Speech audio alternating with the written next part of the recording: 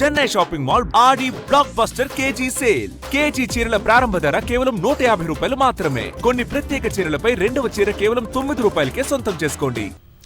పెళ్లిళ్ళు స్వర్గంలో నిశ్చయమవుతాయంటారు, కానీ ఇప్పుడు చూడబోయే పెళ్లి మాత్రం జైలులో నిశ్చయమైంది.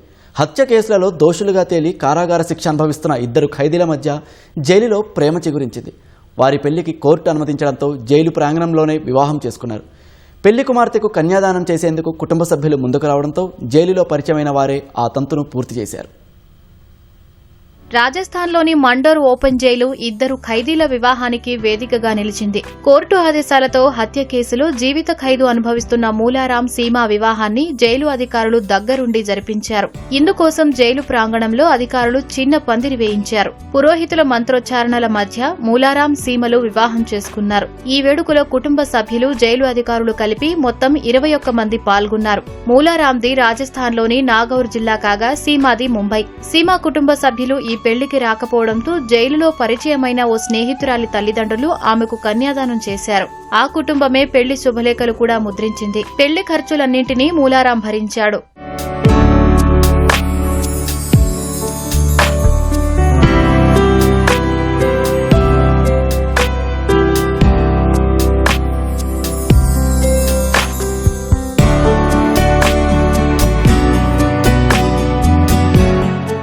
రాజస్థాన్లోని నాగౌర్ జిల్లాకు చెందిన మూలారాంది వ్యవసాయ కుటుంబం. అతనికి పొరిగింటి వారితో భూ వివాదం ఉండేది. 2017లో పొరిగింటి యువకుడిని హత్య చేసి మృతదేహాన్ని నీటి తొట్టిలో పడేశాడు. ఈ కేసులో 2023 ఆగస్టులో కోర్టు అతడికి జీవిత ఖైదు విధించింది.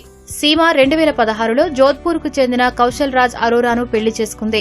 అయితే ఆ పెళ్లి ఇష్టం లేక 2 నెలలకే సీమా తన భర్తను హత్య చేసింది. దీంతో 2019లో న్యాయస్థానం ఆమెను దోషిగా తేల్చి జీవిత ఖైదు విధించింది. వీరిద్దరూ తొలుత వేర్వేరు జైలులో ఉండేవారు.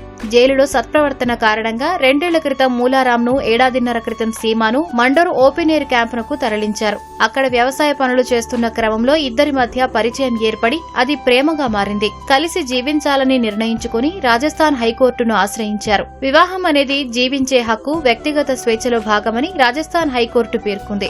జైలు శిక్ష అనుభవిస్తున్నారనే కారణంతో ఖైదీలకు వివాహ హక్కును నిరాకరించలేమని తేల్చి చెప్పింది. ఇటువంటి వివాహాలు ఖైదీల్లో పరివర్తనకు, సాధారణ జీవితం గడపడానికి తోడ్పడతాయని పేర్కొంటూ వారిద్దరి వివాహానికి అనుమతిచ్చింది.